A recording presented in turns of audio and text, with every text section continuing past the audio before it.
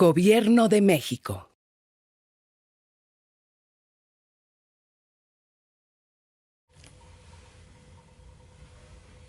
¿Qué tal? Soy Ernesto Céspedes, embajador de México en Finlandia, y nos encontramos con la arquitecta Natalia Rincón. Esta entrevista se da dentro del contexto de la Semana de Atención e Información para las Mexicanas en el Exterior. Natalia nos va a hablar acerca del trabajo en el exterior, la discriminación y las dificultades para laborar. Muy bienvenida. Muchas gracias por tenerme aquí. Es un honor siempre estar platicando aquí con ustedes. Gracias. Natalia es arquitecta, es originaria de Chihuahua, es candidata a doctora en la Universidad de Aalto en Finlandia, y su especialidad se encuentra relacionada con el urbanismo y las ciudades inteligentes. Natalia es una mujer, es muchas cosas, es una mujer migrante, también ha sido en Finlandia una estudiante, una arquitecta y también de cierta manera una política. Es decir, Natalia ha sido concejal en el Consejo de la Ciudad de Tampere por elección.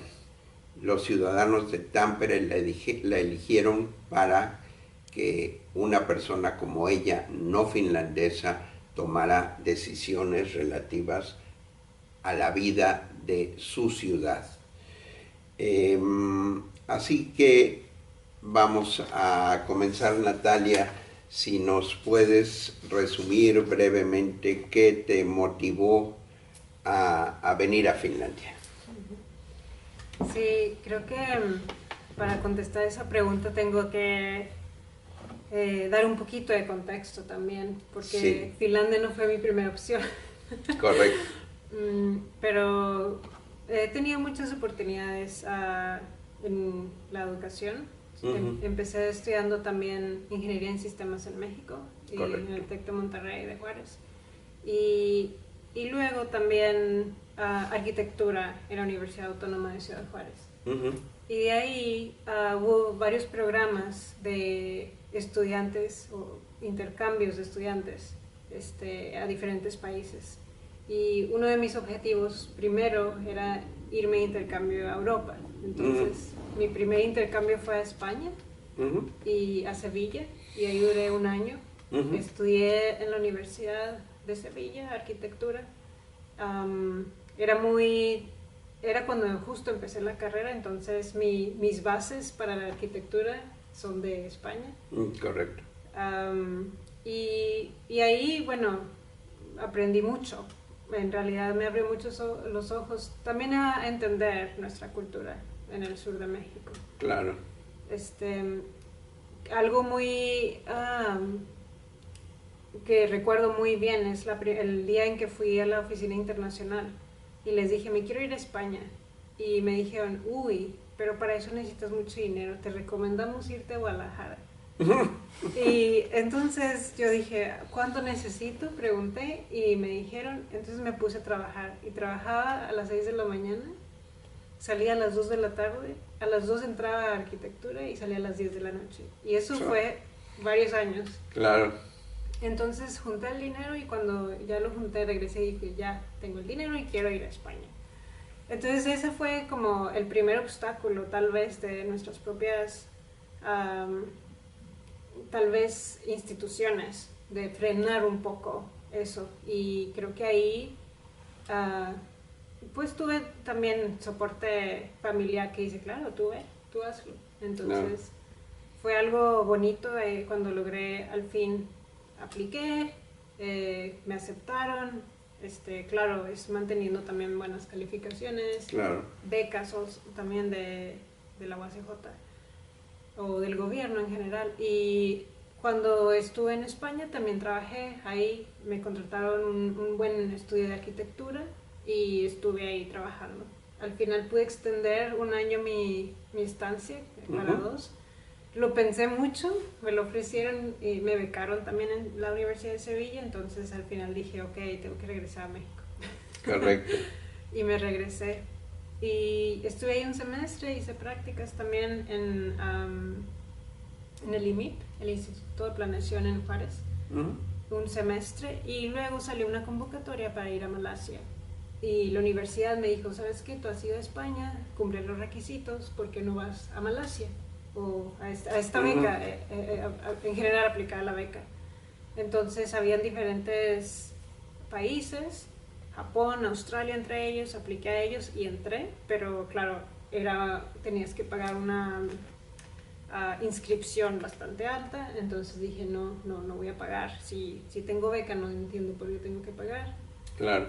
Tuve otra opción de elegir Malasia y elegí Malasia. Entonces para mí era, ok, tengo la visión europea, tengo América Latina y como somos del norte también la estadounidense tal vez ahí. Y para mí era muy interesante también conocer un país musulmán. Claro. Y entonces fui y un semestre. También fue súper diferente al principio. Aprendí muchas cosas culturales, claro, y como mujer aprendí también en una sociedad que no te dejaba también ejercer tanto como claro. mujer o como estamos acostumbrados en México. Y ahí regresé a México y después, ya cuando me gradué, tuve la oportunidad de aplicar aquí a Finlandia. Ahora creo que aquí viene la historia, claro. donde conocí a un finlandés en Malasia y Correcto.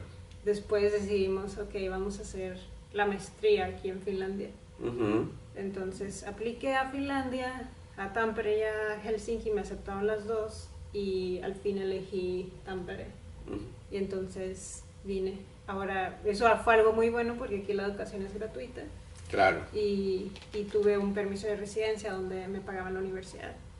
Entonces eso me ayudó mucho a estar aquí en Finlandia. Claro, claro, qué maravilla. Sí. Y como mujer mexicana en Finlandia, como estudiante, ¿cómo percibiste las oportunidades o los obstáculos? Sí. Como estudiante y después hacia, digamos, hacia la vida pública, para que te fueran conociendo, para que eventualmente tuvieras un cargo público en la ciudad.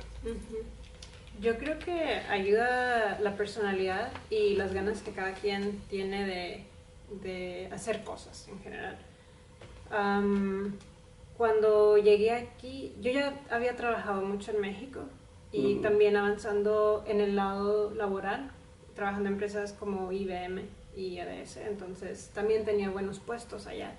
Y cuando finalmente dije, renuncio, me voy a Finlandia, claro, tus jefes siempre sufren. Claro. Y hoy he tenido buenos jefes, entonces pues es difícil eso, pero llegué muy emocionada y dije, yo quiero trabajar también y quiero estudiar al mismo tiempo, siempre lo he hecho. Y creo que el otro obstáculo que también experimenté fue que me dijeron, no, nunca vas a encontrar trabajo aquí. Y eso me lo dijeron extranjeros, entonces... En Finlandia, ya sí. te lo dijeron. Okay. Y entonces yo... ¿Por qué? ¿Porque eres extranjera? Sí, porque era extranjera y era muy difícil tener trabajo. Cuando llegué fue hace 10 años y las cosas han cambiado también. Claro. Y yo me quedé muy pensativa con eso. Tal vez fue el segundo cosa que te dicen, no lo puedes hacer. Entonces dije, pues ok, me voy a tener que esforzar más. Y yo creo que es la vez que más currículums se han mandado, no sé, más de 100 currículums a oficinas de arquitectura, y cuando vi que no me llamaban, empecé a aplicar a cafeterías para servir café o algo, y era súper difícil. Entonces me di cuenta a lo que se referían, que no es la perseverancia tal vez, pero el país era muy homogéneo, más que ahora, hace 10 años. Claro. Y ser un extranjero en Finlandia es difícil que la sociedad te acepte. Entonces, para mí eso fue un shock. Nunca lo había experimentado ni en España ni en Malasia, incluso con esa pues también el género ahí define cuántas posibilidades tienes, pero tampoco ahí lo experimenté. Entonces para mí fue un shock llegar a Finlandia, a un país tan progresista o progresivo como Finlandia, y encontrarme con esas cosas. Eventualmente lo que hice es pues estudiar finés. Era el primer paso para abrir. Todo esto lo hacías en inglés. Uh-huh. ¿Y al cuánto tiempo de estar aquí estudiaste la lengua? Desde el día 1. Desde el día 1. Cuando lo aprendí, eso ya tardó más tiempo. Es quizá quienes vean esta entrevista no tengan la conciencia de lo complicado que es el idioma finés. El idioma finés es de los países en Europa que no tienen una raíz indoeuropea, es su propia raíz. De urálicos se llaman.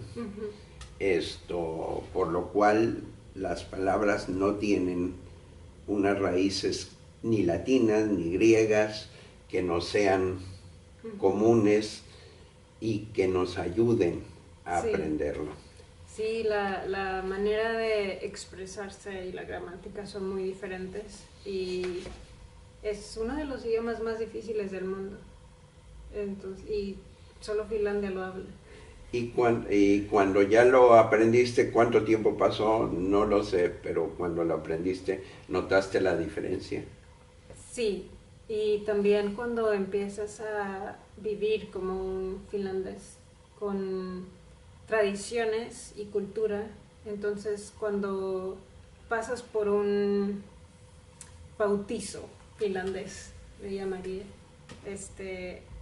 yo siempre escribo, si alguno conoce Finlandia, que ellos nadan en el hielo. Entonces hacen un hoyo en el hielo y te echas y sales. Entonces yo siempre escribo mi experiencia en Finlandia cuando llegué, como que me aventaron al agua fría y tuve que salir nadando y feliz. Qué bueno. Y para hacer esto fue, digamos, hiciste tu posgrado, ahora eres candidata a doctora, y para ser concejal, para hacer política en la ciudad y hacer campaña política y ser electa. Creo que fueron muchas cosas viniendo juntas, o que convergieron en algún punto, porque cuando empecé a estudiar en Tampere, también tal vez porque soy social, y muy, pues tal vez cuestiono cómo se hacen las cosas mucho, entonces soy muy vocal al expresar mis ideas. Participé en la introducción de extranjeros. Primero me llamaron si quería ser como un tutor para extranjeros en la universidad, entonces me inscribí y también hice amigos ahí. Y luego me llamaron a participar en el consejo estudiantil, que en Finlandia sería el equivalente a las planillas, en México, es planillas estudiantiles. Tienen mucho peso. Finlandia se rige por asociaciones y de ahí surge mucho de la estructura que conocemos ahora en Finlandia en muchos niveles, en las empresas, en el gobierno, etc. Y yo no tenía mucha idea de cuánto peso realmente tenía el consejo estudiantil. Me pidieron que si como arquitecta yo podía participar. Participé, me inscribí. Ahí también sufrí algunos obstáculos. Había gente que decía que por qué te inscribes si no eres finlandesa. Nunca hemos tenido a alguien en el consejo estudiantil que no sea así. Y dije, bueno, pues yo quiero ayudar. Y soy estudiante y puedo aplicar. Entonces apliqué. Creo que era el underdog. Y resulta que aquí le ponen mucho honor a quien es el primer kuningatar, sí, Ani kuningatar, la reina de los votos, o el rey de los votos. Correcto. Y por alguna circunstancia de la vida yo fui la reina de los votos de toda la universidad. O sea, la gente por la que más votó. Entonces eso ocasionó un shock en el Consejo Estudiantil. Dijeron que cómo es posible que una extranjera gane en algo que está en finlandés. Y creo que esa fue la primera... Felicidades. La primera muestra de que el Partido Verde, yo al mismo tiempo haciendo actividades ahí como voluntaria, eso sí, como voluntariado te sirve mucho estar aquí en Finlandia. Y como voluntaria me involucré, al fin me llamaron a participar porque pues tal vez por mi personalidad y mis ideas, y al final también yo ayudando, y dije, bueno, voy a ayudar, sí me interesa esto, y pasé. Entonces fui elegida también. Y eso también fue un shock, tal vez otra vez en el consejo. En el consejo de la ciudad. Del municipio, sí. Claro, en el consejo del municipio de Tampere. Aquí debemos aclarar que Tampere es la segunda ciudad más grande de Finlandia, después de la capital en Helsinki. Y ciertamente con una importancia económica muy importante, y no es cualquier cosa ser concejal de la ciudad de Tampere, y mucho menos que los votantes elijan a un extranjero. Comentábamos que quienes votaron por ti fueron mayormente finlandeses. Sí, eso es como una estadística, porque los extranjeros también que estaban en mi campaña y algunos que vivían en Tampere no tenían derecho a voto. Los que tienen derecho a voto son europeos que están teniendo algún tipo de residencia en Tampere, entonces ellos pueden votar. De la Unión Europea, que tienen residencia automática en Finlandia por ser de la Unión Europea, claro. Exacto, pero otros países que no pertenezcan a la Unión Europea no puedes ejercer el voto inmediatamente. Claro. Me parece que eso ya está cambiando, entonces claro. Es más fácil. Y los finlandeses que votaron por ti eran finlandeses que querían ver más multiculturalidad en su ciudad. Sí, exacto. Y yo creo que ellos también estaban agradecidos que un internacional, un extranjero, ponga esfuerzo también en aprender la lengua, en aprender de la cultura. Entonces eso es algo que yo he notado que los finlandeses también aprecian mucho. Aprecian mucho. Sí. Muy bien. Esto acerca de el trabajo. Eras concejal, trabajabas y ahora eres empresaria, eres CEO, presidenta del consejo de administración de una startup que se llama Chaos. ¿Está bien pronunciado? Chaos o Chaos en inglés, no sé. ¿Qué es Chaos y cómo iniciaste eso, y cómo como mujer extranjera te ha ayudado, te ha presentado obstáculos? Si lo podemos abordar de manera muy rápida. Sí. Chaos es una plataforma digital que conjunta diferentes tipos de datos para formar ciudades inteligentes. Y lo que utilizamos es algoritmos para producir estadísticas y ver hacia el futuro cómo va a ir progresando una ciudad. Nuestros clientes normalmente son alguien como un inversionista en real estate, en bienes raíces. Bienes raíces. Y también desarrolladores urbanos, municipios, claro, arquitectos, etc. Otra vez, eso fue gente impulsándome a participar en hackathons que se organizan aquí en la ciudad de Helsinki.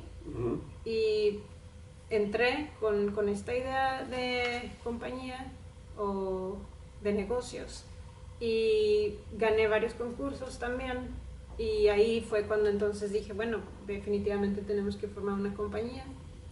Desde entonces, hace 4 años, Chaos fue fundada y hemos recibido bastante inversión privada de bueno, pues y empresas importantes de Finlandia aquí en esta empresa. Y tenemos nuestro primer cliente mexicano también. Ah, ¿de verdad? Ya tenemos datos en México. Qué bien. Pero ha sido también, pues, perseverancia, puedo decir, en todo. No es fácil. Finlandia ha sido un país donde yo no esperé tener dificultades por el nivel de educación e inglés también se usa aquí, por la manera nórdica de pensar, Claro. sobre todo. Pero creo que ha sido el país en el que más dificultades he encontrado para que los extranjeros se adapten. Pero cuando te adaptas, eso también he escuchado a los extranjeros, nunca te vas. Nunca te vas. Sí. Muy bien. Pues muchísimas gracias, Natalia.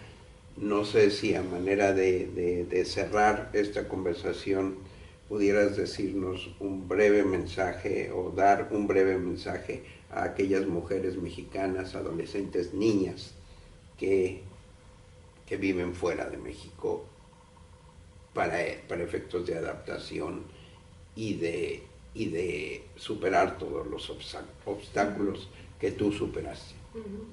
Creo que tal vez es un cliché, pero es tener muy fijo el sueño de cada quien, lo que cada quien quiera hacer. Y siempre hay posibilidades de salir del ambiente en donde uno está, cualquiera que sea un ambiente bonito de familia o muy apegado a México, o tal vez la carrera. Hay diferencias de carrera entre la familia y una mujer, o tal vez no hay oportunidades, o tal vez es un ambiente no favorable, pero de cualquier manera siempre hay posibilidades de seguir ese sueño. Y aquí lo que importa es la perseverancia. Cuando he hablado, yo he sido bendecida en eso, en que he tenido buen apoyo de mi familia, y algo que recuerdo mucho cuando he preguntado qué hago en mi vida, mi papá siempre me ha dicho esto y siempre se me queda grabado, y ahora voy a necesitar ayuda para traducirlo, pero mi papá me ha dicho: "The world is your oyster". El mundo es tu oyster literalmente es un ostión, pero es tu mundo, es tu concha, Sí, que en realidad quiere decir que cualquier cosa que tú hagas, dedícate a hacerla bien. Hay oportunidades, las puertas se abrirán, y solo sé el mejor en esa área. Sí. Me quedé pensando en esa expresión. Sí, no sé cuál es el equivalente en español. Pues digo, literal yo sé lo que es, pero el simbolismo sí. me sería muy difícil explicar. Sí. Muchísimas gracias, Natalia, por esta plática. Estoy seguro que será muy